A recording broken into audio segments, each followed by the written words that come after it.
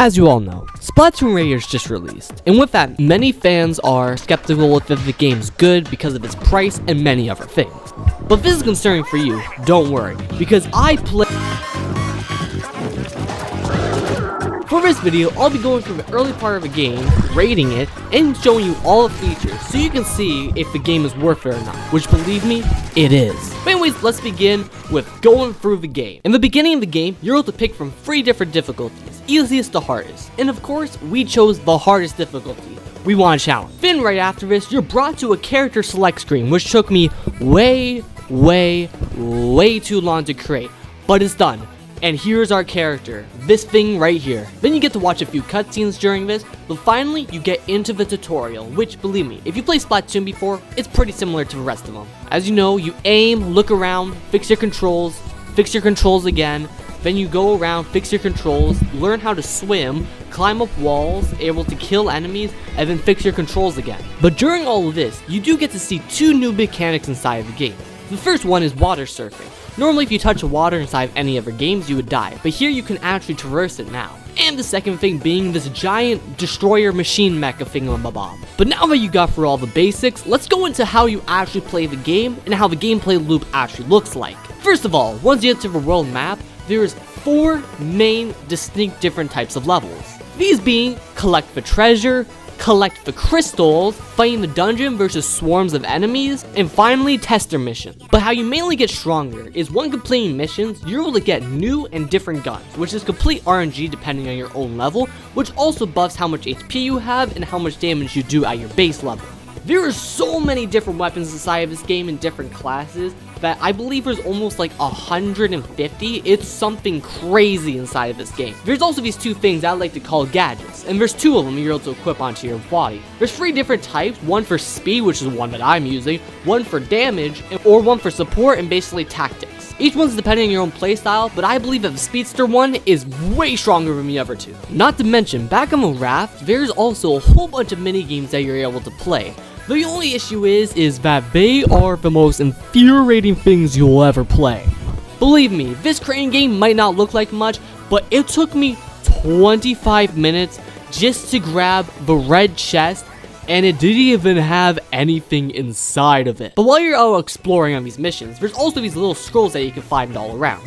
During the missions, if you're able to shoot different enemies that you haven't shot before, if you're able to collect these, they give you rewards during and over the time, kind of like a collection-based process. But also, I have to say, later on inside of this game, some levels do really get difficult unless if you're using the right weapon. I mean, look at this level for example. It might not seem like that much, but believe me, since I'm slightly under-leveled during this, since leveling does take a matter, and there's so many enemies, I was barely able to finish this, and it took me like 7 attempts. Although I did get a lot of XP from this because there's like a kajillion enemies, it was still pretty difficult. But you can also see during this why the speedster one is just so much stronger than the other ones. Other ones I just don't like. I like the fastness. But also, since I'm playing on the hardest difficulty, it doesn't actually increase any of the loot that you'll actually obtain. Instead, it increases how much damage the enemies do to you, not their HP. So that means, for example, the normal Chahak here, instead of only doing 60 on tourist mode, he does like 180. Now, I did play this game for like 4 hours, so this is probably the farthest that I got inside video clips. As you can see here, crazy background, crazy scenery, not to mention that the game is really smooth and a lot better than compared to the other free game. What I mean by this is that the ink stuff, how the guns shoot, it all better, although I do dislike some of the new sounds for salmonids.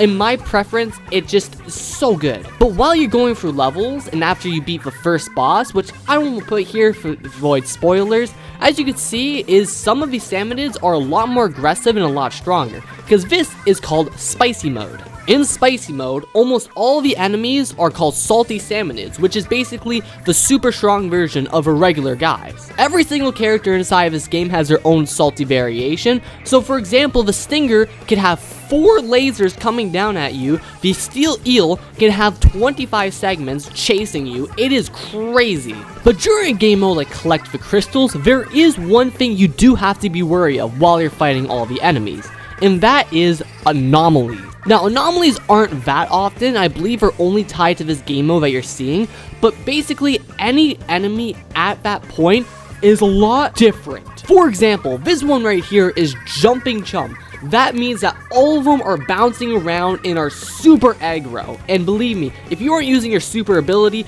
it is really difficult to get rid of them without them swarming you immediately. Now, at the end of your mission, as you can see here, you get a whole bunch of different loot. Important stuff are things that are important to the storyline, ways you're able to upgrade yourself, weapons, which believe me, there's different rarities to each one, which gives you different buffs, and crafting materials to craft stuff. But also, you're able to level up your tanks, which means that they get even stronger and give you brand new abilities, but they do take a bit to actually unlock. If you're wondering what weapon to play inside this game, since there's so many, there's one I would strongly recommend to anyone who's trying this out, who's never played Splatoon before, or just in general, a really good weapon. As you can see here inside of a lava landscape, we're currently using the minigun or the Gatling gun, which believe me, it is so broken inside of this game. I don't even know how it's this strong. Like, imagine you have the basic blaster, but instead of shooting like 5 shots per second, you shoot like 50 inside of a burst and are able to destroy enemies before they can even attack back. It has so much damage and versatility that if you even use your abilities with it, you literally should not be able to get hit. It has just long enough range that you don't get hit, and such high damage, I believe it's the highest DPS inside of this game, if we're ignoring the heavy splat roar with like a kajillion damage. But what's also so good about the game is it allows you to try new playstyles through the tester dungeons. As you see inside of the clip, this is the type of tester dungeon where it gives you only a specific weapon or an ability to use, so you're able to test it out to see how it works. And because of this, you actually try things that you don't normally use. Like I said, I was only using the speedster build, which meant that I couldn't use a weapon like this. But overall, it seems like a pretty strong weapon that I might use in the future. And that's what's so good about the game, and it gives you so many different possibilities and different ideas. In my book, Splatoon Raiders gets a 10 out of 10 on the games and did not disappoint as a sequel kind of slash mini version of a Splatoon series. It has so many new mechanics, so many different weapons, and blew my expectations out of the wind. Because when I was seeing the gameplay, I was like, if they're going to add that much, maybe so, maybe not, and believe me, they went the extra mile. The fact that you can actually feel yourself upgrading per level and getting stronger, and seeing the difference in 10 levels from going only to like 20 damage to like 300 is insane. I personally recommend you get this, and after watching the whole video, I want you to comment down below if you're going to get Splatoon Raiders or not. But also, I want you to comment down below if you think we should make more content on this game, because it has so many possibilities, and it's so fun to play with friends and anyone else, especially when you help people out with the help feature. So I want to thank you all for watching this video. I hope that you try out Splatoon Raiders. If not, watch more content of it. But anyways, that's going to be it today's video. I hope you all liked and enjoyed. And if I don't catch you in game, then I'll catch you next video. Later.